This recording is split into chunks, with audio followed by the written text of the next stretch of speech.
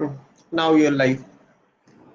Good evening, Boshadi. Okay. Good evening, Good Orpita. evening, everyone. Good Good evening, evening. Aniruddha, and good evening, Orpita. Um, we are so excited to have you with us and আমাদের সাথে আজকে আছে বর্ষাদি, supremely talented, very gorgeous and very good friend of us and ভীষণ ভীষণ ভালো মানুষ। তো আজকে আমরা বর্ষাদির সাথে প্রচুর গল্প করব, প্রচুর আড্ডা দেবো এবং শুনে নেব বর্ষাদির আপকামিং মুভি আবার কাঞ্চনজঙ্ঘা সম্বন্ধে, যেখানে বর্ষাদি কোরিওগ্রাফি অ্যান্ড অ্যাক্টিং দুটোই করেছে। তো বর্ষাদি, আজকে তোমার সাথে প্রচুর আড্ডা মারবো আমরা, শুনে নেবো তোমার গল্প। কি অনিরুদ্ধ? হ্যাঁ, নিশ্চয়ই নিশ্চয়ই। মানে বেসিক্যালি বর্ষাদির একখানা সন্ধে বরবাদ করব এইবারে। হ্যাঁ, একদম। সন্ধ্যে না, রাত হয়ে গেছে। অ্যাকচুয়ালি আমি আমি Already. আমেদাবাদে আছি, তো আমাদের সবে সন্ধে হয়েছে। তো আমি বর্ষাদি ভালো। সম্বন্ধে খুব কমই জানি, অর্পিতার থেকেই জেনেছি যেটুকু জানি। হুম। তো আজকে বর্ষাদি তুমিই বলো নিজের এর সম্বন্ধে। এর এর অনেক কারণ আছে, কারণ আমাদের বেসিক্যালি কি বলতো, এটা একটা বিশাল ক্ষোভ বলতে পারো। সেটা হচ্ছে যে আমাদের কলকাতাকে বেসিক্যালি বলা হয় একটা ট্যালেন্ট সেন্টার, যেখানে আর কি ইটস কল্ড আ কালচারালি মানে রিচ স্টেট। কিন্তু আনফর্চুনেটলি এখানে আমাদের যারা ডান্সার্স এবং যারা কোরিওগ্রাফার্স, তাদেরকে সেরকম ভাবে কিন্তু আমাদের কলকাতায় ফুটেজ দেওয়া হয় না, যেরকম বাকি ধরো। একদম একদম, আই অ্যাপ্রিশিয়েট। হ্যাঁ, এক্স্যাক্টলি। একটা সিনেমায় তুমি দেখবে যত না একজন অ্যাক্টর, যত না একটা অ্যাক্ট্রেস, এই জন্যই লোকেরা আমাদেরকে কম চেনে। তার কারণ আমরা একজন অ্যাক্টর বা একজন সিঙ্গার বা একজন মিউজিক কম্পোজার, তারা যেরকম লাইমলাইট পায়, আনফর্চুনেটলি আমাদের কোরিওগ্রাফাররা, যারা বেঙ্গল বেসড কোরিওগ্রাফার, আমি বম্বে বেসড বলছি না, কারণ বম্বে বেসড কোরিওগ্রাফাররা এখানে কাজ করে, কিন্তু আনফর্চুনেটলি যারা বেঙ্গল বেসড কোরিওগ্রাফার, যারা খুবই ট্যালেন্টেড, মানে আমি বলবো আমিও তাদের কাছে অনেক ছোট, যারা এখন অনেকেই কাজ করছে, তাদেরকে কিন্তু এখনো বলতে নেই, খুবই লজ্জার বিষয় যে কলকাতার মতন একটা কালচারালি রিচ স্টেটে তাদেরকে এতটা স্ট্রাগল এখনো পর্যন্ত করে যেতে হচ্ছে। সেই জন্যই আনফর্চুনেটলি অনেক লোকেরা আমাদেরকে চেনে না, যদিও আমরা ব্যাকস্টেজে প্রচুর কাজ করি as equal to composer or a singer or an actor. তো সেই জন্যই হয়তো লোকেরা খুব একটা চেনে না আমাদেরকে। তো বর্ষাদি, সেটা খুবই আনফর্চুনেট। বর্ষাদি, এটা কেন? আই মিন, এটা কেন হচ্ছে? What is the main reason behind this? আমি জানি না। আমি মানে আজকে আমি তোমাকে সিম্পল রিজন দিচ্ছি। আজকে আমি এই ইন্ডাস্ট্রির সাথে জড়িত আছি, তোমার বলবো অলমোস্ট 20 ইয়ার্স এর উপরে হয়ে গেছে, কিন্তু দেখো এখনো তুমি আমার নামই জানো না। তার একটাই কারণ, এর আগে আমি প্রচুর রিয়ালিটি শোজ করতাম, ঠিক আছে? তারপরে আমি প্রচুর ফিল্মসের কোরিওগ্রাফিও করেছি। মানে ফর্চুনেটলি আই এম মানে one of the fortunate Bengal candidate, যে আর কি অনেক সিনেমায় কোরিওগ্রাফি করার চান্স পেয়েছি। আর যেটুকুনি আমাকে লোকেরা আজকে চেনে, তার জন্য সম্পূর্ণভাবে দায়ী শিবপ্রসাদ মুখার্জি অ্যান্ড নন্দিতা দাস। কারণ নন্দিতা দি, কারণ ওনাদের নন্দিতা রয়, সরি। তো নন্দিতা দি আর শিবদার জন্যই আমি যেটুকুনি আজকে লোকেরা আমাকে চেনে, সেটা একমাত্র ওনাদের দুজনের জন্যই চেনে। কারণ উনাদের উইন্ডোজ প্রোডাকশনের আন্ডারে আমি যে কটা ছবি করেছি, তাতে 10টা লোক আমার নাম অ্যাটলিস্ট জানতে পেরেছে, কিংবা অ্যাটলিস্ট কিছু লোক চেনে। আদারওয়াইজ এর আগে আমি যা কাজ করেছি, রিয়ালিটি শো বলো কি কোনো রকম যে কোনো আরো অনেক কয়েকটা সিনেমা করেছি, সে মানে সেই রকম লাইমলাইট কিন্তু আমাদের, তুমি যদি দেখবে কলকাতায় কোরিওগ্রাফারদের কিন্তু সেরকম কেউ চেনে না। আমার থেকে অনেক ভালো ভালো কোরিওগ্রাফাররা এখনো কাজ করে যাচ্ছে, যারা তুমি বলতে পারো রিয়ালিটি শোজে যারা কাজ করছে, এখনো পর্যন্ত করছে। মানে খুবই ভালো ভালো ট্যালেন্টেড কোরিওগ্রাফার্স আছে, কিন্তু আনফর্চুনেটলি বেঙ্গলে সেরকম অভিনেতা বা একজন ক্রিকেটার বা একজন মিউজিক কম্পোজার কে যত লোকেরা চেনে, একটা কোরিওগ্রাফারকে কিন্তু আনফর্চুনেটলি লোকেরা চেনে না। এটা খুবই আইরানিক কিন্তু, কারণ আমাদের বেঙ্গল থেকেই পৃথিবীর সর্বকালের সর্বশ্রেষ্ঠ কোরিওগ্রাফার সম্ভবত আছে। হ্যাঁ, অ্যাবসলিউটলি। একদম। সেটা সেটা খুবই আর খুব আশ্চর্যের ব্যাপার। ফর্চুনেট বর্ষাদি খুব fortunate part of their family. Tanushree Shankar, এদের ফ্যামিলির একটা এক্স্যাক্টলি। শঙ্কর ফ্যামিলির সাথে একদম রিলেটেড। মানে খুব ফর্চুনেট তুমি নিজে বলছো, কিন্তু দেখো ট্যালেন্ট কথা বলে। তো সুতরাং তুমি আজকে যে জায়গায় রয়েছো, সেটাই। এক্স্যাক্টলি তোমার ট্যালেন্টটাকে সবাই দেখে। হ্যাঁ, বর্ষা না, বর্ধনের আমি থেকে আজকে বেশি জানে যেটুকুনি হচ্ছে। যা হ্যাঁ, আমি আজকে যেটুকুনি যা হয়েছি সেটা আমি বলবো আমার মা বাবা এবং আনন্দদা তনুশ্রীদির জন্যই, মানে যেটুকুনি আমি একদম অ্যাচিভ আমার লাইফে সম্পূর্ণটাই তাদের ক্রেডিট। হ্যাঁ, আমার কিছুটা ট্যালেন্ট ছিল, কিন্তু ট্যালেন্ট অনেক এরকম আছে, until and unless you get a godfather or you get a হ্যাঁ গড, তোমার সেই ট্যালেন্টটাকে কেউ নার্চার করবে না। So I am really fortunate exactly part of the Shankar gharana, যার জন্য আমি হুম অনেক এক্সপ্লোর করতে পেরেছি পৃথিবীটাকে, অনেক রকম ডিফারেন্ট স্টাইল এক্সপ্লোর করতে পেরেছি। এবং ফরচুনেটলি উনার সাথে থাকাকালীন আমি উনার গ্রুপে বলতে পারো almost I have spend half of my life. Almost আমি আমি যখন ওখান থেকে রিটায়ার করি I was 30 and I started when I was 8 years old.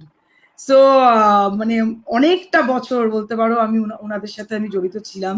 এবং যেইটুকুনি আমাকে এই যে কোরিওগ্রাফি ফিল্ডে বাইরের থেকে লোকেরা যে চেনেছে, সেটা তনুশ্রীদির দৌলতেই জেনেছে।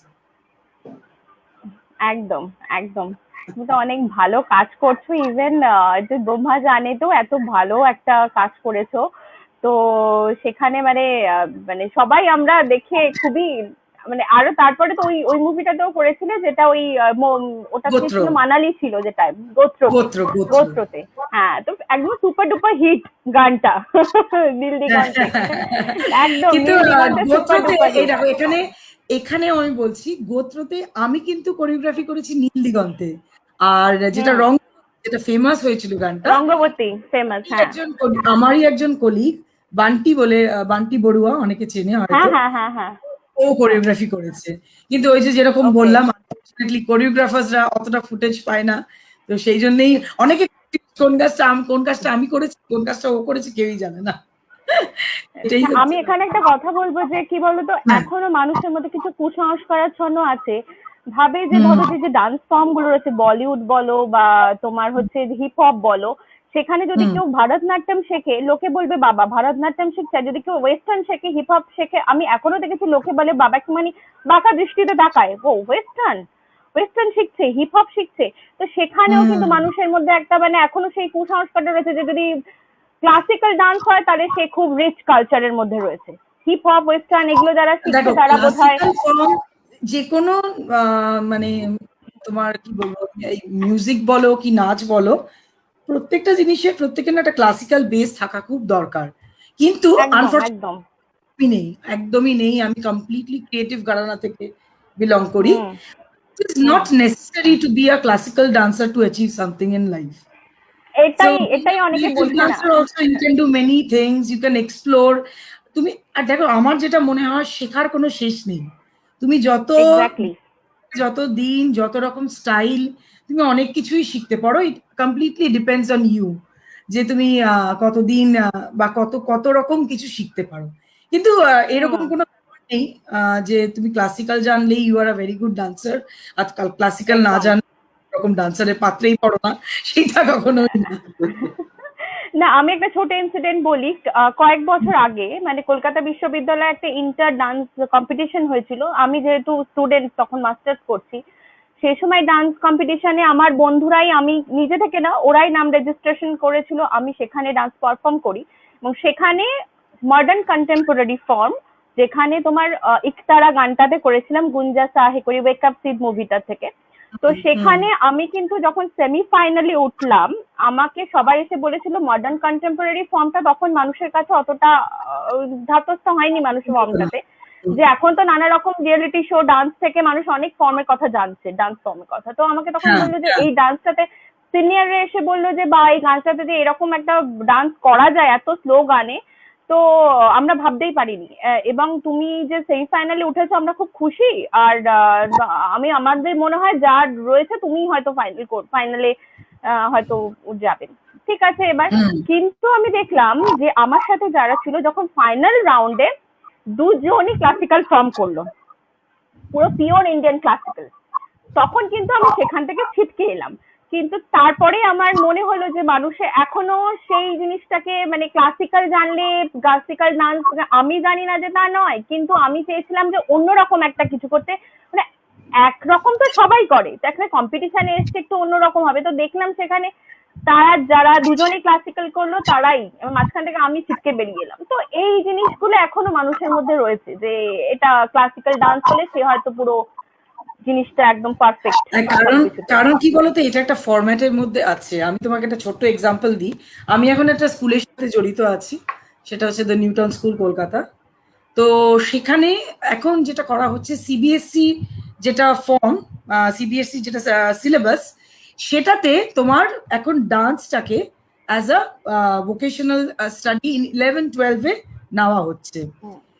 আমি কিন্তু একজন postgraduate from Laban in London, ঠিক আছে, but I am a postgraduate in contemporary dance, not in Indian classical dance form.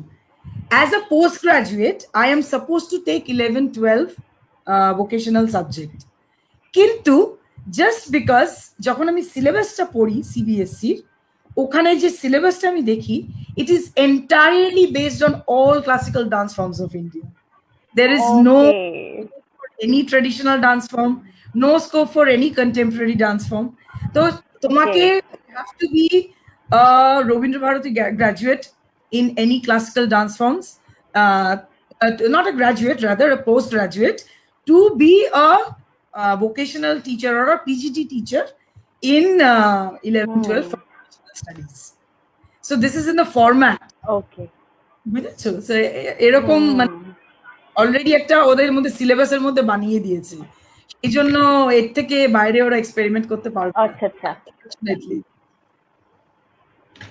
যদি আমি নাচ সম্বন্ধে খুব একটা কিছু বুঝি না, তবু একটা কথা বলবো। আমি ছোটবেলায় আনন্দ শঙ্করের একটা প্রোগ্রাম দেখেছিলাম, তখন অনেক ছোট আমি, নাচ যে পুরো বুঝি তাও নয়। আমার মনে হয় উনি বোধহয় ফিউশন ফর্মে কাজ বেশি করেছেন, মানে ওনার কাজ দেখে আমার মনে হয় মানে একদমই মানে এখানেও কয়েকটা মিসকনসেপশন আছে লোকেদের, সেটা আমি একটু ক্লিয়ার করে দিতে চাই। অনেকেই জানে না যে Anand Shankar is a musician, he is not a dancer. So আমি জানি মানে তুমি জানো কিন্তু আমারই অনেক কলিগ আছে যারা আমার স্কুলে চাকরি করে, তারা সবাই জানতো যে যেহেতু উদয় শঙ্করের এরা দে আর ডিসেন্ডেন্টস অফ উদয় শঙ্কর, মমদি যেরকম নাচের সাথে জড়িত, মমতা শঙ্কর, সেরকম সবাই ভাবতো আনন্দ শঙ্করও বোধহয় dancer. Anand Shankar is basically a fusion musician. তনুশ্রীদি, who is Anand Shankar's wife, she is a dancer. তো হ্যাঁ, বলতে পারো যে আমাদের এই যে ফিউশন মিউজিক যেটা বলতে পারো, সেটা কিন্তু প্রথমে আনন্দ শঙ্করই ইন্ডিয়াতে আনে, এবং he is the one who started evolutionise this form in India. ওনার মিউজিক বলতে আমি সবার প্রথম শুনেছিলাম বাসু ভট্টাচার্যের ব্যোমকেশ বক্সী সিরিয়ালটা, হ্যাঁ, যে টাইটেল ট্র্যাকটা ছিল ওটা আনন্দ শঙ্করের কম্পোজ ছিল। It was a really good music. Yes. তো বর্ষাদি, তোমার এই পদ্মাবতের শুটিং এর কথা যদি কিছু বলো, কিছু মজার, কিছু মেমোরেবল কথা যদি আমাদের শেয়ার করো। পদ্মাবতীটা হয়েছিল, পদ্মাবতী নিয়ে আমি সঞ্জয় বানসালি সিলেবাস বানাতে পারি সিবিএসসি তে, মানে এত ভালো এক্সপিরিয়েন্স। আর সঞ্জয় লীলা বানসালি, মানে উনি এত একজন দূরদর্শী একজন উনার যেটা মানে he himself is a director, he himself is a choreographer. মানে উনার সাথে কাজ না করলে বোঝা যাবে না যে উনি কিভাবে জিনিসটাকে উনি সাজান। হি ইজ লাইক পেইন্টার, মানে ওনাকে আমি ডিরেক্টর বলবো না, ওনাকে আমি পেইন্টার বলবো, যিনি আর কি পুরো মানে ছবি আঁকেন আর কি। আমাদের স্টেজে যেটা হয়েছিল বেসিক্যালি, এই যে নতুন সিনেমাটা হয়েছিল পদ্মাবত, এটা উনি আজ থেকে 10 বছর আগে আমরা যখন পদ্মাবতী করেছিলাম, দীপিকা পাডুকোন ছিল যেটাতে, সেটা হচ্ছে নতুন সিনেমাটা যেটা পদ্মাবত বলে রিলিজ হয়েছে ডিউ টু মেনি কন্ট্রোভার্সি। কিন্তু এই জিনিসটা সঞ্জয় লীলা বানসালি আজ থেকে 10 বছর আগে কনসেপচুয়ালাইজ করেছিল, when we were doing a French opera ballet in Paris and Italy. It was basically a dance drama which was directed by Sanja Leela Bhansali and choreographed by Tanushree Shankar. Fortunately, উনি কলকাতায় এসেছিলেন সঞ্জয়জি, আমাদের ইনস্টিটিউটে আর মমদির ইনস্টিটিউটে উনি নিজে personally এসে প্রত্যেকটা ডান্সারকে অডিশন করেছেন। অডিশন করার পরে উনি তাদের মধ্যে থেকে 20 জন ডান্সারকে সিলেক্ট করে from Tanushree Shankar. So that's how we were fortunate enough to get this opportunity to work with him. and thank God that we got selected, otherwise we wouldn't have known যে উনি এত বড় একজন ডিরেক্টর কেন হয়েছে আজকে। মানে উনি যেভাবে পুরো জিনিসটাকে সাজিয়েছিলেন সেটা তোমরা যদি ইউটিউবে যাও, if you go in on Padmavat link, then you will understand how grand an event it was. ওখানে একটা সত্যিকারের বাঘ ছিল তোমার সাথে ডান্সিং ফর্মে শুনেছিলাম আমাকে আমাকে আমাকে আমাকে সঞ্জয়জি খুব পছন্দ করতেন, তাই খুব ভালোবেসে আমাকে একটা বাঘ প্রেজেন্ট করেছিলেন এবং এটা আমাকে দুর্গার ক্যারেক্টারটা করতে হয়েছিল। তো দুর্গার ক্যারেক্টারে উনি ভীষণ রিয়ালিস্টিক জিনিস নিয়ে কাজ করতে ভালোবাসেন, আর্টিফিশিয়াল জিনিস উনার পছন্দ নয়। তো আমাদের 3 জন ক্যারেক্টার সিলেক্ট হয়েছিল, একজন দুর্গা হয়েছিল, একজন কালী হয়েছিল, আর একজন শিব হয়েছিল। Shiva was suppose to take a অজগর, সেটা অজগর নিয়ে স্টেজে উঠেছিল, কিন্তু রিহার্সালের সময় একটা অ্যাক্সিডেন্ট হয়। ওই অজগরটা সুজিতদা বলে আমার একজন কো ডান্সার আছে, he was selected for the character of Shiva. তো ও যখন রিহার্সাল করছিল ওর গলায় ওই অজগরটাকে পেঁচানো হয় টু ডান্স অন স্টেজ। তো ওই মানে জটা পরে ওই অজগর পরে শিবার নাচটা করছিল সুজিতদা স্টেজে। তো ওই অজগরটা তোমার ওই জটার মধ্যে ঢুকে নিজের রাস্তা হারিয়ে ফেলে সুজিতদার গলা পুরো টিপে একদম মানে মানে অন স্টেজ নীল হয়ে গেছিল, বাবা। তখন আলটিমেটলি শোতে আর সাপটাকে আমরা ইনক্লুড করিনি শোতে, তারপরে ওটা একটা প্লাস্টিক করানো হয়েছিল, কিন্তু তাছাড়া স্টেজে হাতি, ঘোড়া, বাঘ সব উঠেছিল। আর আমি স্টেজটা কত বড় ছিল গো, বিশাল বড় ছিল। কোনটা? স্টেজটা তো তাহলে সাংঘাতিক huge. It's a Opera theatre, নাম ছিল থিয়েটার ডু শ্যাটলেস, থিয়েটারটার নাম ছিল। ওটা একটা 7 তলা তোমার অডিটোরিয়াম, মানে 7 তলা অবধি অডিয়েন্স বসে দেখে। ওটা কি মিলানে হয়েছিল কি? না, দিস ওয়াজ ইন প্যারিস। আচ্ছা, প্যারিসে ছিল থিয়েটার ডু শ্যাটলেতে, আর এতে হয়েছিল নিউভ্রেতে, ইটালিতে আমরা স্পোলেটোতে, ওখানে নিউভ্রে বলে একটা হল ছিল, সেখানে আমরা করেছিলাম। তো ওখানে একটা বাঘ উনি উপহার করেছিলেন। প্রথম বাঘটা খুব ভালো ছিল, 6 মাসের বাচ্চা বাঘ। আমি দুর্গা করতাম, তো স্টেজটা এরকম লেভেলে থাকতো, আমি নিচ থেকে ক্রিপ্টে করে স্টেজের উপরে ওই বাঘটাকে নিয়ে আমার আবির্ভাব হতো অ্যাজ মা দুর্গা। তো ভাগ্য ভালো ছিল আমার, প্রথম যে বাঘটা আমি পেয়েছিলাম সেই বাঘটার তোমার 6 মাস বয়স ছিল, বাচ্চা বাঘ। কিন্তু বাচ্চা বাঘ মানে তো সাইজটা তো 6 মাসের বিশাল বড় বাঘের, বিশাল বড়। তো আমার কাছে তো বড় বাঘই। তো ওকে নিয়ে যখন ওই স্টেজে ওঠা হতো রিহার্সালের সময়, মানে আমাদেরকে প্রত্যেক দিন আমার ওই দুর্গার মেকআপটা করতে হাফ অ্যান আওয়ার টাইম লাগতো। তো আমাকে ওই পুরো প্রজেক্টটার যখন আমার পোর্শনটা আসতো তার 1 ঘন্টা আগে রিলিজ করে দেওয়া হতো। 8 ঘন্টা ফর মাই মেকআপ, আর 8 ঘন্টা আমি নিচে যেতাম, ক্রিপ্ট যেখান থেকে ওঠে সেখানে বাঘটাকে খাঁচায় রাখা হতো। ওখানে গিয়ে বাঘটাকে খাওয়াতাম, মানে স্টেজে ওঠার আগে ওর পেটটা ভরিয়ে দিতাম, তারপরে স্টেজে আমরা দুজন মিলে একসাথে উঠতাম, যাতে কোনো মতেই আমার পায়ে মানে কামড়ে না দেয়। সেই আগে থেকে গিয়ে ওর সাথে নিচে দাঁড়িয়ে বাঘের সাথে বন্ধুত্ব করা একদম ওরকমই হতো। But it was a wonderful experience. তারপরে যখন ওটা স্টেজে দেখানো হয়েছিল, যখন ছবি বেরিয়েছিল, আমার সব নিউজ পেপারে ছবি বেরিয়েছিল, ইট ওয়াজ মানে উনি যে কেন করেছিলেন ওটা, সেটা তখন দেখে বুঝতে পেরেছিলাম যে কেন উনি ভাবেন, because it was looking beautiful on stage. But it was an experience. So I'm glad that I was Durga. Now I am glad. At that time I was not, but now I am glad. তোমার লাইফের thrill তো হয়েছে সিনেমার চেয়ে বেশি। হ্যাঁ, সাংঘাতিক। আর এটা তো তাও ভালো, এটা তো তোমার 6 মাসের বাঘ ছিল। আমাদের ইটালির যে বাঘটা ছিল ওটা তোমার ফুল গ্রোন বাঘ ছিল, মানে ওটার size half of the stage বলতে পারো, মানে এইরকম বড় সাইজের বাঘ ছিল। তো আলটিমেটলি ওটার সাথে আমাকে আর উঠতে হয়নি, কারণ ওটা একটু ডেঞ্জার লেভেলে চলে যাচ্ছিল বলে ওটাতে আমি নিজে একাই উঠতাম, বাঘটা খালি পেছন দিয়ে হেঁটে যেত। তো ওটার সাথে আমাকে আনফর্চুনেটলি আর সেকেন্ড বার উঠতে হয়নি। কিন্তু পুরো ছখানা শো প্লাস তার আগে আমাদের 6টা স্টেজ রিহার্সাল হয়েছিল। তো ওই 12 বার ওই বাঘটার সাথে আমি স্টেজে উঠেছিলাম, মানে একা পুরো ওই থাকতো, দুর্গার যেরকম পায়ের তলায় বাহন থাকে সেরকম ওটাকে নিয়ে উঠে আমি ওটার সাথে নাচ করতাম। তারপরে আমি ওই ক্রিপটা থেকে নেমে যেতাম আর বাঘটা নিচে চলে যেত আমার। So it was a very thrilling experience বলতে পারো। Basically adventure. হ্যাঁ, ভীষণ ভীষণ। দুর্গার সাথে হ্যাঁ, বাঘ কেন হয়ে জায়গা? ওটা বৈষ্ণো দেবী হিসেবে আর কি করা হয়েছিল, তোমার মাতাদি হিসেবে। মাতাদি শেরাওয়ালি ছিল। জাস্ট হাত আর করতে হয়নি। না বাবা, বাঘ নিয়ে আমি ঠিক আছি, প্লিজ আমাকে বলো না তুমি সিংহ সাথে I was fine with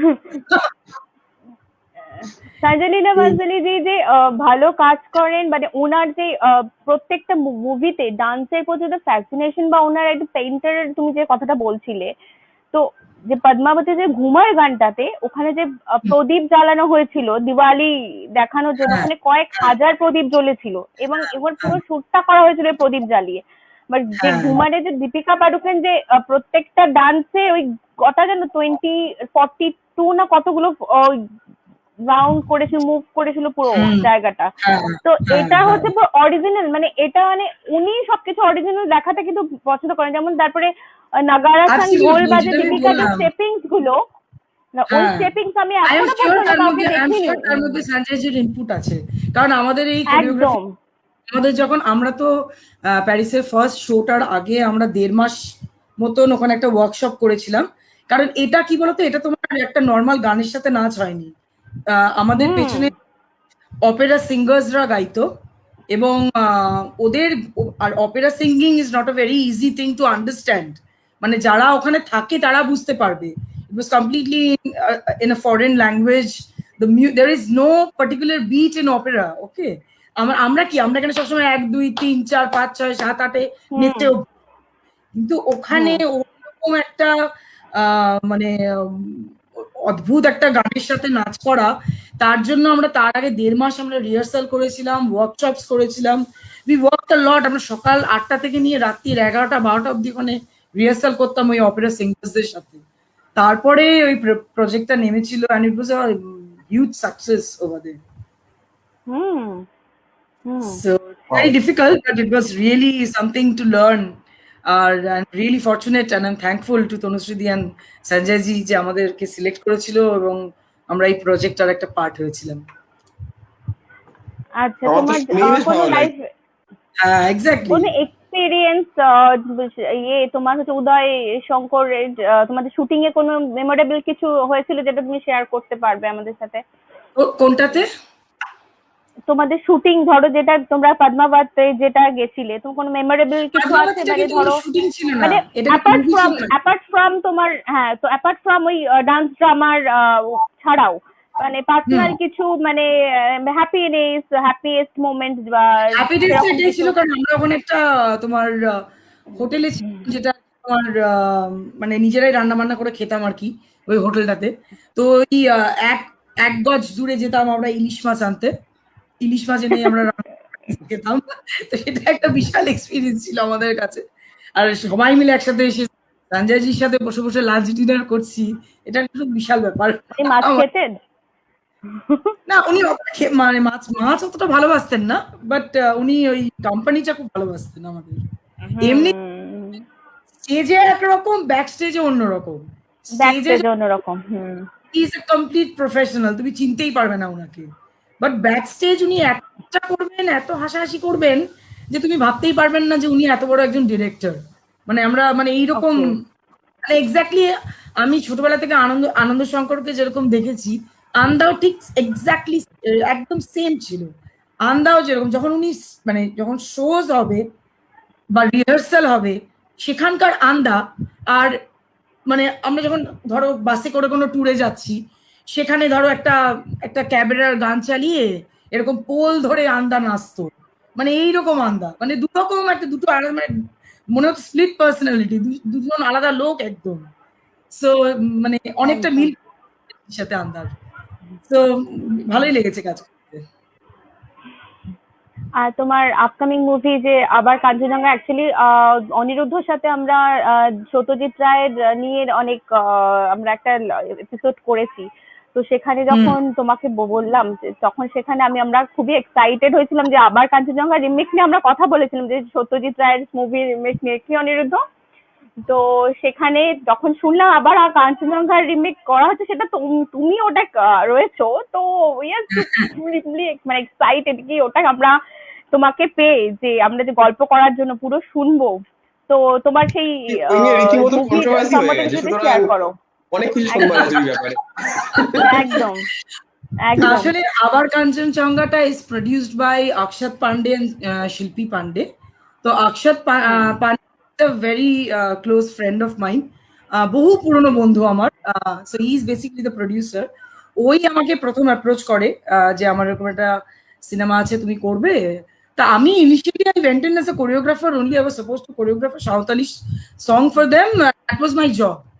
তো আমি যিনি ডিরেক্টর রাজস্বী দে, ওনার সাথে দেখা করতে যাই। উনি আমাকে পুরো স্ক্রিপ্টটা বলেন, এটা কিন্তু কাঞ্চনজঙ্ঘার যে গল্পটা হয়েছিল তার সাথে কোনো মিল নেই, this is a completely new script. তো ওই উনাকে আমরা যেহেতু সত্যজিৎ রেকে আমরা উনার শতবার্ষিকীতে আমরা একটা ট্রিবিউট দিতে চাই, তো সেই জন্য কিছু গ্লিমসেস আছে, but not the entire story. তো তার উপরে বেস করে এই পুরো ফিল্মটা উনি আমাকে তখন শোনান এবং গল্পটা শুনে খুবই ভালো লাগে। আর কোরিওগ্রাফির জন্য তো আমি অটোমেটিক্যালি হ্যাঁ বলেই দিই। তো কোরিওগ্রাফির জন্য আমি জানতাম কোরিওগ্রাফি করব। এবার শুটিং এর ঠিক এক সপ্তাহ আগে হঠাৎ আমাকে একদিন রাজস্বী দা ফোন করে বললো যে শোনো বর্ষা, তোমাকে দেখে না আমার একটা ক্যারেক্টারের কথা মনে পড়েছে, তো তুমি প্লিজ আমার এই ক্যারেক্টারটা করে দাও। আমি বললাম ক্যারেক্টার? আমি তো কোনোদিন অভিনয় করতে পারি না, মানে আমাকে ব্যাক স্টেজে যত খুশি কাজ দাও, আমার কোনো অসুবিধা নেই, কিন্তু ওই ফ্রন্ট মানে ক্যামেরার সামনে এসে স্টেজ আমি ফাটিয়ে দেবো, কিন্তু ক্যামেরা ইজ নট মাই, কি বলবো, মাই টাইপ অফ। তো আমি আমি তো একদমই না করে দিয়েছিলাম। তারপরে সেই আকসাদকে দিয়ে বলিয়ে জোর করিয়ে আমাকে একটা ক্যারেক্টার দেওয়া হয়েছে। আমি বেসিক্যালি যে ক্যারেক্টারটা প্লে করি সেটার নাম হচ্ছে মায়া, হু ইজ যে আর কি মাওবাদীদের লিডার আর কি। তো তোমরা গল্পটা দেখলে বুঝতে পারবে, এখনই কিছু রিভিল করছি না। তো তোমরা সিনেমাটা মে মাসে রিলিজ করছে এই বছর। Waiting, eagerly waiting. হ্যাঁ, সবাই দেখবেন, আবার কাঞ্চনজঙ্ঘা সবাই দেখবেন, মাস্ট ওয়াচ এভরিওয়ান। একদম। হ্যাঁ অবশ্যই হুম। অবশ্যই। আচ্ছা, কিন্তু তুমি কি এটা আমাকে রিমেক কিছু নয়। দেখাতে পারবে? কিছু পোস্টার বা কিছু আছে তোমার কাছে শেয়ার করার মতো? হ্যাঁ হ্যাঁ, অনিরুদ্ধ তুমি কিছু বলছিলে?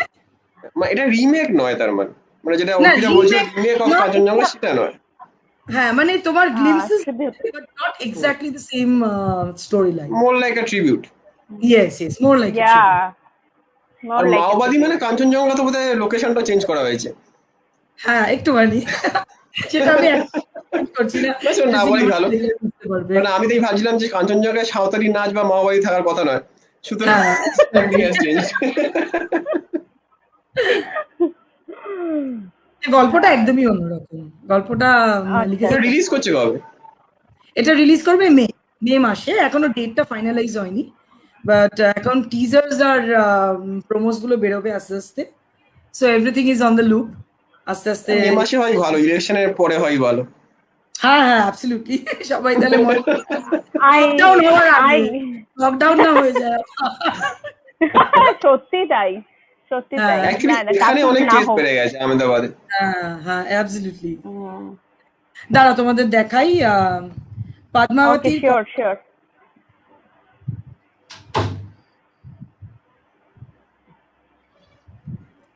তোমরা কি দেখতে পাচ্ছ স্ক্রিন?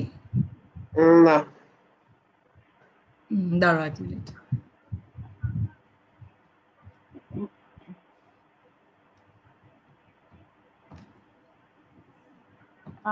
ভিউয়ার্স আমাদের সাথে থাকবেন।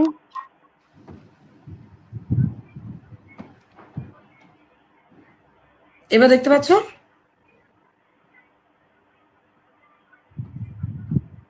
এবার কি দেখতে পাচ্ছ? এক মিনিট, এবার এসছে। এবারে দাঁড়াও, তোমরা কি দেখতে পাচ্ছ স্ক্রিনটা? হ্যাঁ এবার yes স্ক্রিনটা yes শেয়ার yes, হয়েছে। absolutely absolutely। So this is Absolutely. basically the কাঞ্চনজঙ্ঘার পোস্টার। আচ্ছা, কাস্টে কে কে আছে একটু যদি বলো আমাদের। কাস্টে তোমরা দেখতেই পাচ্ছ কারা আছে, মানে এই সমস্ত আর্টিস্ট যারা বলে হ্যাঁ হ্যাঁ, তারা সবাই আছেন। শাশ্বত দা, অর্পিতা পাল, হ্যাঁ হ্যাঁ, রাহুল, পদ্মনাভ দা, গৌরব, অনিন্দ,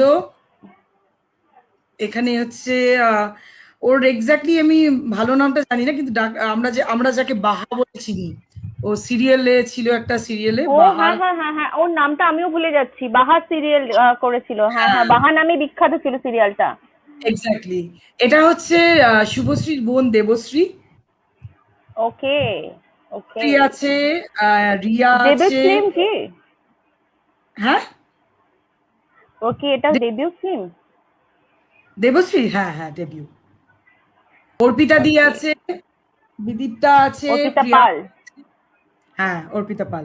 প্রসেনজিৎ, ওয়াইফ অফ প্রসেনজিৎ বিদীপ্তা দি। চ্যাটার্জি, দা হ্যাঁ, প্রসেনজিৎ চ্যাটার্জি। হ্যাঁ। আর এটা হচ্ছে রূপঙ্কর। ওকে, তো এটা হচ্ছে রূপঙ্কর তোমার দা। কাঞ্চন। হ্যাঁ, Rupankar da, he is also playing a character in the film. Okay, wow. তো এটা হচ্ছে একটা। আর এইটাতে হচ্ছে, এই ছবিটাতে আছি আমরা, তোমরা যদি দেখতে পাও, এই যে মাওবাদী বর্ষা। Wow. and these are all the female characters যারা কি সিনেমাটাতে আছে। ওকে, আচ্ছা এটা কি একদম লেফট সাইড থেকে ফার্স্ট ওয়ান যিনি রয়েছে, ওকে বুঝতে পারছি এটা না, একটু চেনা চেনা লাগছে। একদম লাস্ট এটা রোতে, তনুশ্রী আর ও এটা তনুশ্রী মনে হচ্ছে তো। লাস্ট লাস্ট রোতে, এটা হ্যাঁ হ্যাঁ হ্যাঁ, ওটা ওটা তুমি যেটা, হ্যাঁ হ্যাঁ হ্যাঁ। এটাই হচ্ছে দেবশ্রী, শুভশ্রীর বোন। আচ্ছা আচ্ছা আচ্ছা। ওকে হ্যাঁ, ওকে, শুভশ্রী এটা হচ্ছে চ্যাটার্জি। রিচা শর্মা। এটা রিচা শর্মা। ওকে ওকে, সেটাই বুঝতে পেরেছি। Female cast of the film. আচ্ছা, তোমরা পদ্মাবতীর ওকে, কথা বলছিলে, তাহলে একটু পদ্মাবতী তোমাকে একটা ভিডিও দেখাই। Sure sure, we are waiting. এটা হচ্ছে আমাদের রিহার্সালের একটা ভিডিও আছে, যেখানে সঞ্জয়জি আমাদেরকে ট্রেন করছিলেন। তুমি যদি দেখো, এখানে সঞ্জয়জি কিন্তু কোরিওগ্রাফিটা করাচ্ছে, ভালো করে দেখো। তো হুম মানে হুম হুম অনুশ্রী হুম। কোরিওগ্রাফিটা করাতেন, আর উনি সেটাকে ফাইনাল টাচেস সঞ্জয়জি দিতেন। এটা যখন আমাদের মেকিং, এটা হচ্ছে মেকিং এর ভিডিওটা। সঞ্জয়জি, তনুশ্রীদি সবাই এখানে আছে।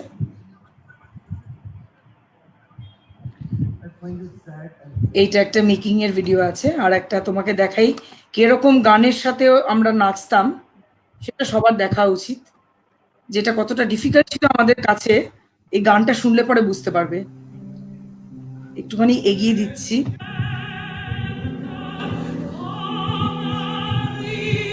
এগুলো সব রিহার্সালের ভিডিওস। এই ভদ্রমহিলা যিনি গান গাইছিলেন, এনার নাম নিকোল। ইনি পদ্মাবতীর ক্যারেক্টারটা ইনি করতেন। যেগুলো যারা মেন ওকে, ক্যারেক্টার ছিল, তারা বেসিক্যালি গান গেয়ে গেয়ে পুরো গল্পটা বলতো, আর আমরা পেছনে সবাই নাচ করে করে এটা কি ওনারা প্যারিসে? কি বলছে। হ্যাঁ, এটা প্যারিসে আমাদের ওয়ার্কশপ আর রিহার্সালের সময়। এটা সঞ্জয় জি আর তনুশ্রী দি এখানে বসে আছে। ওকে এটা ছিল হচ্ছে যখন রতন সেন মারা যায়, তারপরে পদ্মাবতীকে বিধবা বানানো হচ্ছে, সেই সিনটা কনসেপচুয়ালাইজ করা হচ্ছে এখানে। ওকে। এটা কিন্তু আসল দেখা হয়নি, মানে যেটা মুভিতে কিন্তু সেই সিনটা সেটা দেখায়নি না, যখন। এখানে অনেক জিনিস আছে যেগুলো এখানে দেখাতে পারেনি, because hmm of controversial reason, hmm. যার জন্য সিনেমার নামটাও চেঞ্জ করতে হয়েছিল হ্যাঁ। ওনাকে। হুম। না, এইটার ফাইনালটা কি রিলিজ হয়েছিল in any form? Which one? এই যে অপেরার সাথে যে ডান্সটা হয়েছে, এর যে ফাইনাল মানে টেকটা হয়েছিল, ফাইনাল সেটা ভিডিওটা রিলিজ আমি করেছে? তোমাকে, ফাইনাল ভিডিওটা আমি একটা গ্লিমস হয়তো তোমাদেরকে দেখাতে পারি। জাস্ট এক মিনিট টাইম দাও। ওটা কি রিলিজ করেছিল ইন এনি ফর্ম, মানে কোনো ক্যাসেট? হ্যাঁ, না, ক্যাসেটসে তো হয়নি, এটা তো তোমার শো ছিল না, অপেরা শো। ক্যাসেট সেরকম হয়নি, কিন্তু তোমার এমনি ইউটিউবে if you go and search for Padmavati Paris, তুমি তখন ওখানে অনেকগুলো লিংক পেয়ে যাবে তোমরা।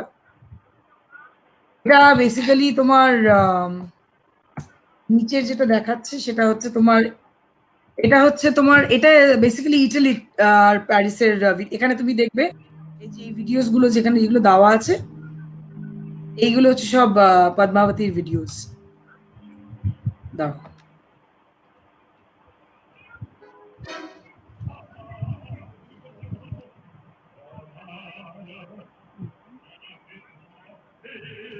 ইনি ইনি করতেন আলাউদ্দিন খিলজির ক্যারেক্টারটা। ইনি ছিলেন প্রিস্ট। ওকে। ইনি ছিলেন প্রিস্ট। তোমাকে দেখাই, তোমরা যদি সেটটা দেখো you will be able to understand যে উনি সেটটাকে কি বানিয়েছিলেন।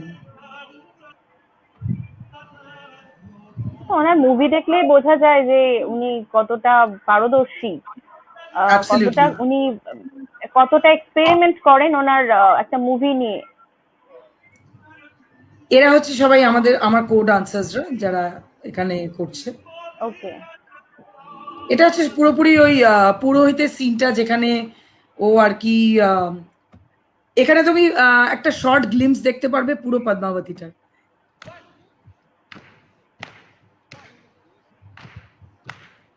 এটা আমাদের ইতালি শো তনুশ্রী কি এর একটা, ইনস্ট্রাকশন দিচ্ছেন? হ্যাঁ এখানে মিউজিশিয়ানসরা বসতো, ওরা স্টেজটা উপরে ছিল তার নিচে বসতো ওরা। এই যে হাতি, লাইভ হাতি, এটা বিশাল বড় একটা হাতি। এটাতে বসে রতন সেন স্টেজে ঢুকতো। ও যে মাই রতন সেনের গড। ক্যারেক্টারটা প্লে করতো সেই হাতিটাতে বসে স্টেজে ঢুকতো। আর তোমার টাইগার ফ্রেন্ড কোথায়? টাইগারকে এখানে দেখানো হবে না মনে হয়। এরা সবাই অপেরা সিঙ্গার্স যারা ব্যাকআপের কাজ করতো। এরা হচ্ছে ওকে কয়ারটা, যারা কয়ারে গান গাইতো, সবাইকে মেহেন্দি ওকে পরানো ওকে। হতো, মানে পুরো একদম রাজস্থানী গেটআপে সবাইকে নামানো হতো। হুম, ওয়ান্ডারফুল। পেছনে এলাহি তুমি কাণ্ড। সেটটা যদি, পেছনের সেটটা তুমি যদি দেখো, এই যে আমার বাঘ। এটা বিশাল বাঘ, এটা দেখলেই এটা অজ্ঞান তোমার হয়ে যাওয়ার ইতালির মতো বাঘটা অবস্থা। ছিল। এখানে আমি একটু বোকা এটা বোকা গান তুমি গাইছি, দাঁড়াও। হ্যাঁ শুনতে চাই আমরা। in Spoleto for the last time for Padmavati, and we hope to perform for Padmavati again and again and again in our near future. But for now, for the timing for 2008, this is our last Padmavati performance.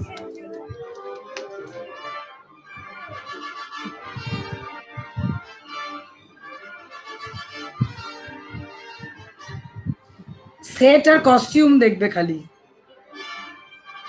হুম। সঞ্জয় লীলা ভ্যান্সলি তো এটাই চমক না? এটাই মানে একটা stage show এটা, কিন্তু সিনেমার থেকে কিছু কম নয়। তুমি ভালো করে দেখো, কম নয়। পিওর পারফেকশনিস্ট এই যে যাকে হাতি বলে ঢুকছে একদম। দেখো। হুম।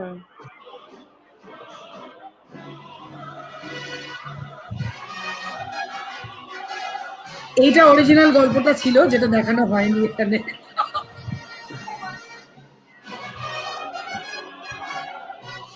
এই যে আমি দুর্গা, আর এটা আমার বন্ধু সুজাতা দি, ও কালী করতো।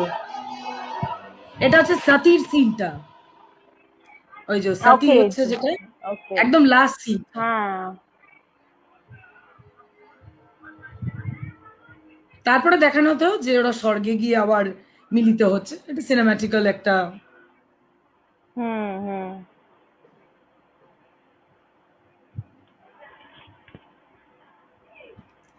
সো এইটাই ছিল মানে which was wonderful, thank you so much, এত ভালো লাগলো। Wonderful journey of That's your interesting. Totally career. Hmm. so it was really fun, ভালো একটা প্রজেক্ট ছিল। ওয়ান্ডারফুল। আরেকটা জিনিস I was just thinking of saying যে তুমি যে বললে না যে বাংলায় কোরিওগ্রাফারের সেরকম দাম নেই, আমার মনে হয় তার একটা কারণ এইটা যে কোরিওগ্রাফির কোনো ইন্ডিপেন্ডেন্ট ইন্ডাস্ট্রি নেই। In absolutely. দ্য সেন্স মিউজিকের বা অ্যাক্টিং এর they have got a separate industry যারা তারা ইন্ডিভিজুয়ালি কাজ করতে পারে, কিন্তু সেটা কোরিওগ্রাফির ক্ষেত্রে আমার মনে হয় নেই। না নেই, বাট করা উচিত। আমরা উই ক্যান সেটা তো work on that, at least somebody should work on that. Hopefully someday someone will work on it, আর আমাদের বাংলার কোরিওগ্রাফাররা চান্স পাবে। তো দেখা যাক, হোপ মানে আমাদের নেক্সট জেনারেশন তারা আছে, তারা যেন আমাদের মতন স্ট্রাগল না করে, এইটুকুনি ইচ্ছা আছে। দেখা যাক। রাইট, না অ্যাকচুয়ালি আমার মনে হয় ওটা এখনই শুরু হতে পারে, মানে কনসিডারিং যেমন সৃজিত মুখার্জি আসার পরে there was a change in the Bengali movie, একটা হুম সিনেমারই দরকার ছিল। হুম তো হুম সেরকম হতে একটা কোনো ঘটনা দিয়ে অনেক কিছু চেঞ্জ হতে পারে। সেটাই দেখা যাক সেই সুযোগটা কবে আসে, এটার জন্য তো ওয়েট করে আছি বছরের পর বছর।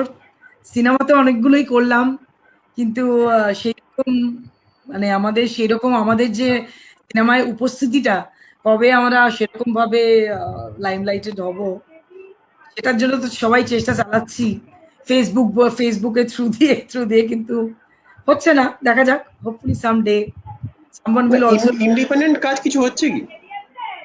দেখো, আমাদের এখানে যারা কোরিওগ্রাফার্স আছে তারা বেসিক্যালি সবাই মানে ওরকম ইন্ডিপেন্ডেন্টলি কেউ করে না, সবাই ইদার রিয়ালিটি শোজ বলো কি ওই সিনেমায় একটা দুটো কাজই পায়।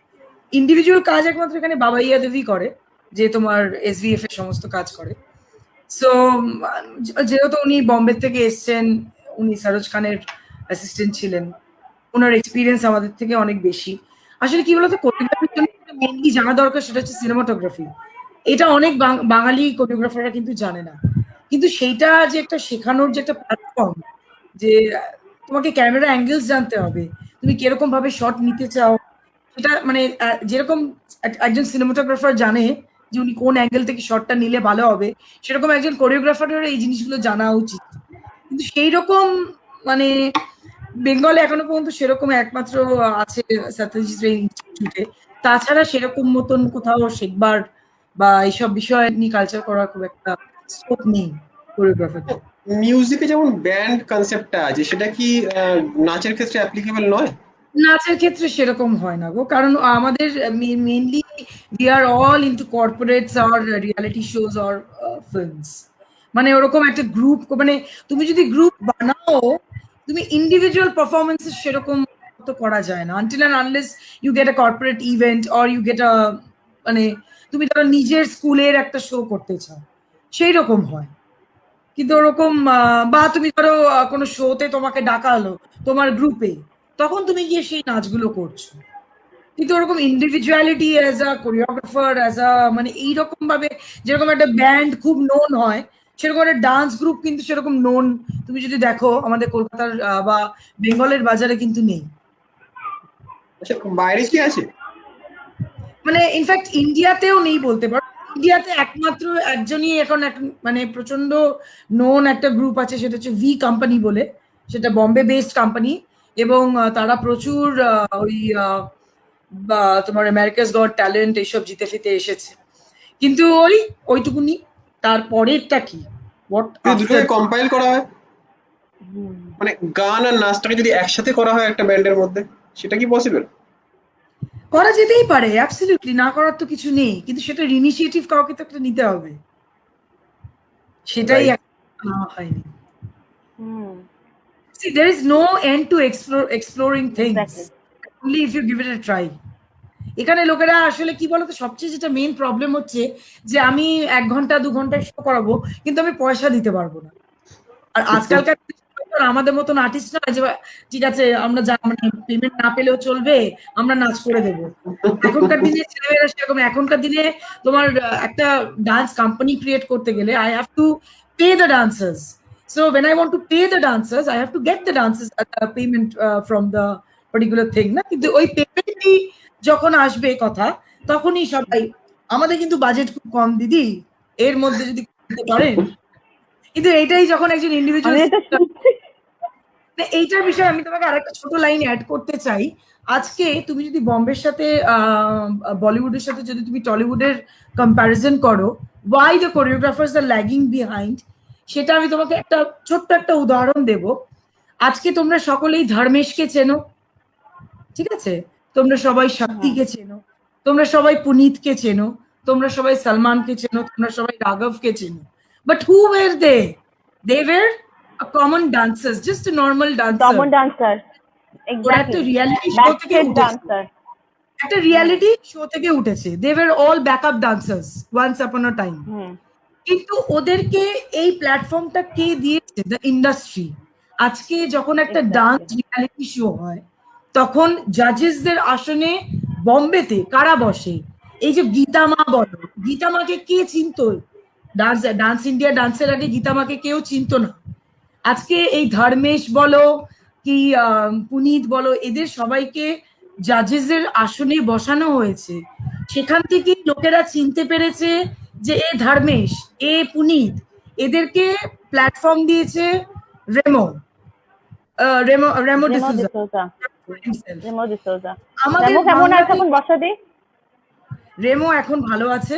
রেমোর ইনসিডেন্টটা কিন্তু আমাকে বলতেই হবে, বিকজ মানে এটা দিয়ে আমি শেষ করতে চাই। Exactly, A lot of please things do. to say about him. বলবো, সেটা আমি শেষে বলছি, কিন্তু আমি আগে ডিফারেন্সিয়েটটা করছি। যখন তোমার বাংলা রিয়ালিটি শো আসছে, তখন জাজেসের আসনে কাকে বসানো হচ্ছে? অল ফিল্ম স্টারসদের। কেন? Because of TRP.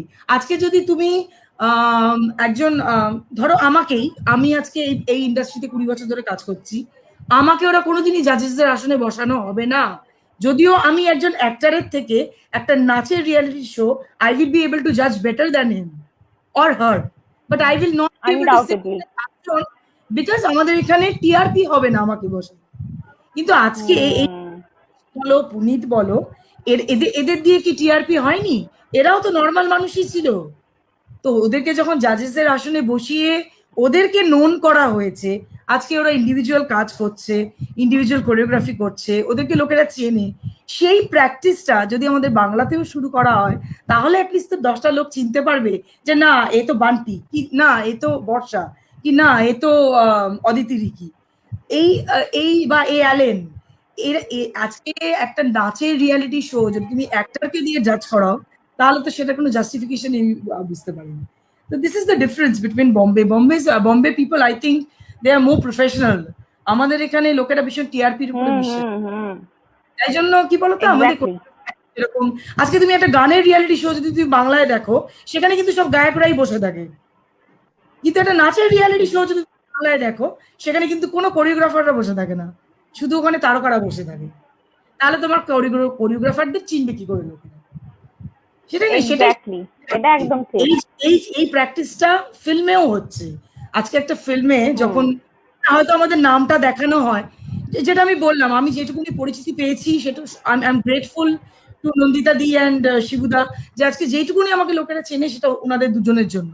আদারওয়াইজ এছাড়াও আমি আরো 2-3টে সিনেমা করেছি, কিন্তু সেখানে কিন্তু কোনো রকম লোকেরা জানে না যে আমি ওটাতে কাজ করেছিলাম, যতক্ষণ না আমি নিজেকে নিজে প্রমোট করছি।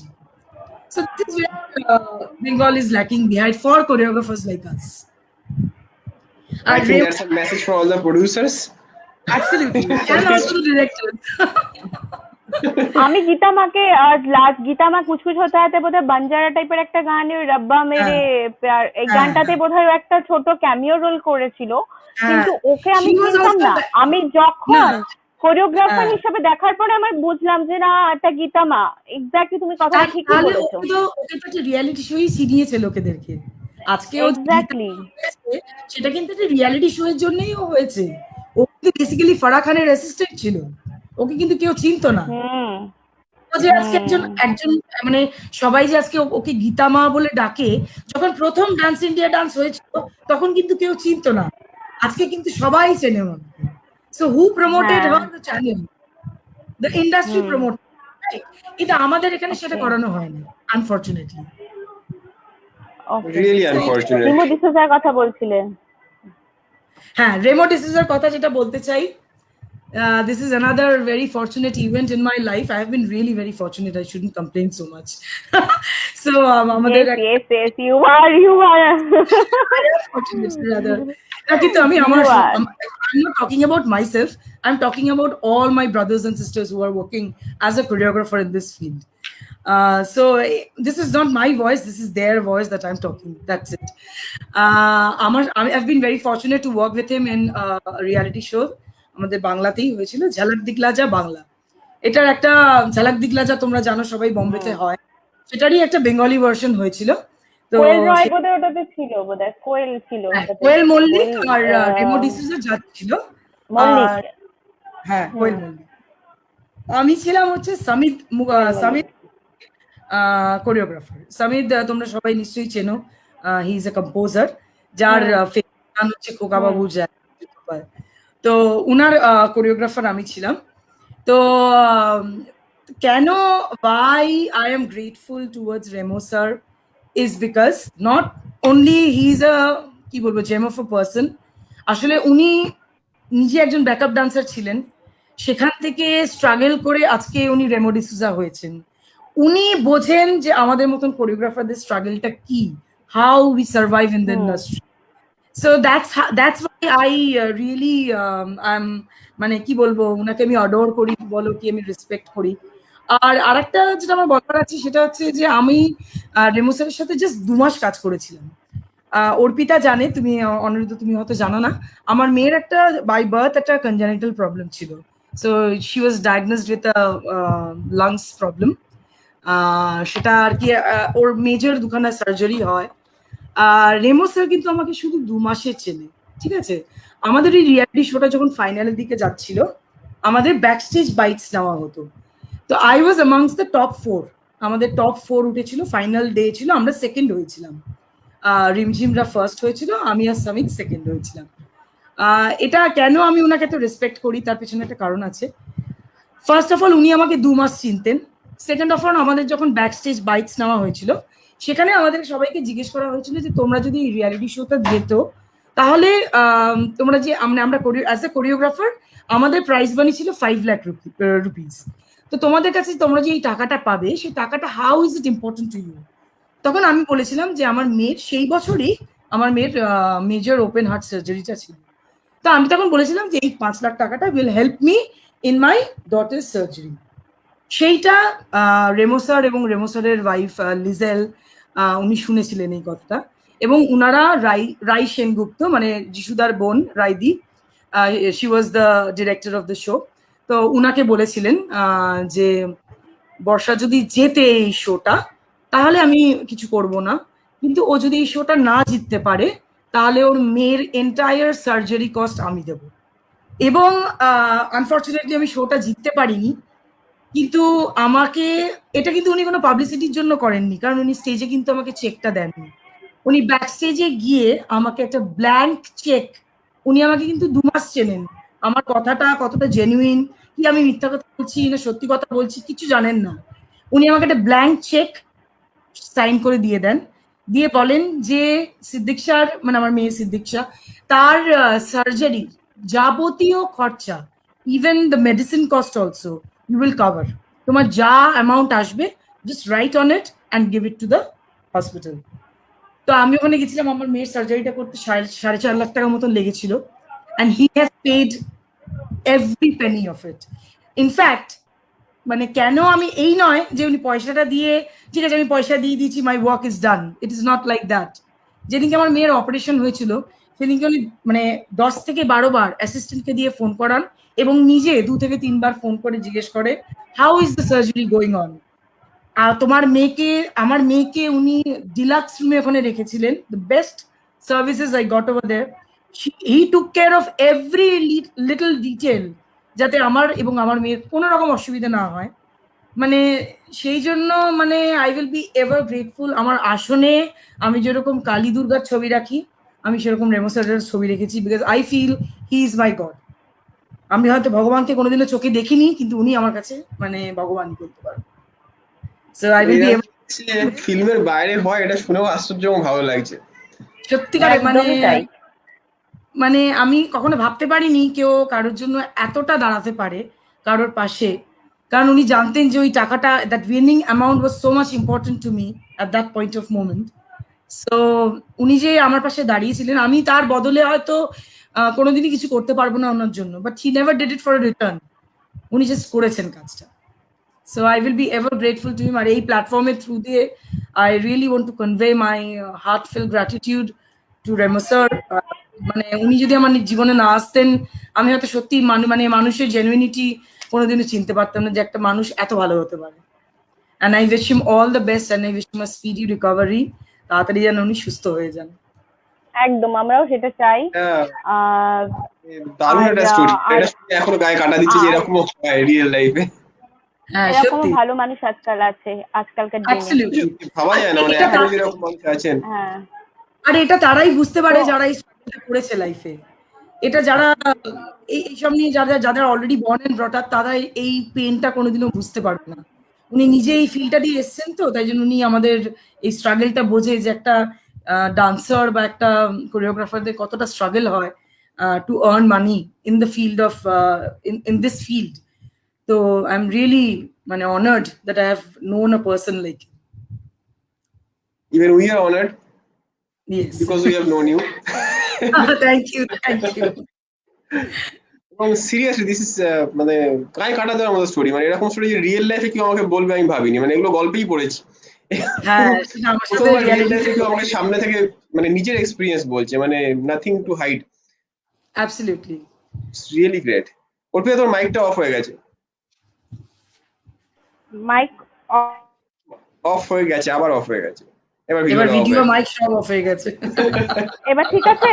এবার ঠিক আছে? হ্যাঁ এবার ঠিক আছে, এবার ঠিক আছে। হ্যাঁ, বলছি বর্ষাদি কিন্তু মানে বর্ষাদির সাথে কিন্তু আমি মানে বর্ষাদি আমফানের সময় প্রচুর হেল্প করেছে, প্রচুর সোশ্যাল ওয়ার্ক করেছে। ইভেন সেই সময় কোভিড এর কিন্তু সাংঘাতিক একটা বাড়াবাড়ি চলছিল। তো বর্ষাদি পুরো ফ্যামিলিকে ছেড়ে পুরো গ্রামে গঞ্জে গিয়ে সেখানে হেল্প করেছেন, এবং সেখানে গিয়ে সেখানে ত্রাণ ডিস্ট্রিবিউট করেছে সবার মধ্যে। এটা আমি তো একা নয়, আমার সাথে আমার সেটাই 6জন বেস্ট হ্যাঁ, ফ্রেন্ডও আরো আছে। হ্যাঁ, আমার আর 6জন আমিও বেস্ট সেটাতে ফ্রেন্ড। সামান্য পার্ট অফ ইট হতে পেরে আমি খুব খুশি আর খুব ব্লেসড। Thank you বর্ষাদি। তোমার কন্ট্রিবিউশন রিয়েলি ম্যাটার, কারণ ওখানে গিয়ে আমরা বুঝতে পেরেছিলাম the situations was so bad. আমরা সুন্দরবন গেছিলাম, টাকি গেছিলাম, the situations was really bad. অনেক জায়গায় লাইট ছিল না, এখানে আমরা চেষ্টা করেছিলাম আমাদের তরফ থেকে যেটুকুনি লাইট দিয়ে তাদেরকে সাহায্য করার। So thank you for being a part of it, Arpita. Thank you so much, thank you so much. Thank you both of তো ইউ বর্ষাদি আমি তোমাকে চটকট কয়েকটা কোয়েশ্চেন করছি, তুমি জাস্ট ওয়ান ওয়ার্ড Rapid তুমি fire. শর্টে করো। Okay, rapid fire, not like that. Rapid fire আমি প্রথমে র্যাপিড ফায়ার করবো বলেছিলাম, অনিরুদ্ধ একটু বললো র্যাপিড ফায়ার, ও একটু বিরক্ত হলো। লেটস কিপ ইট ইনফর্মাল না, এটা বেশি ফর্মাল না হয়।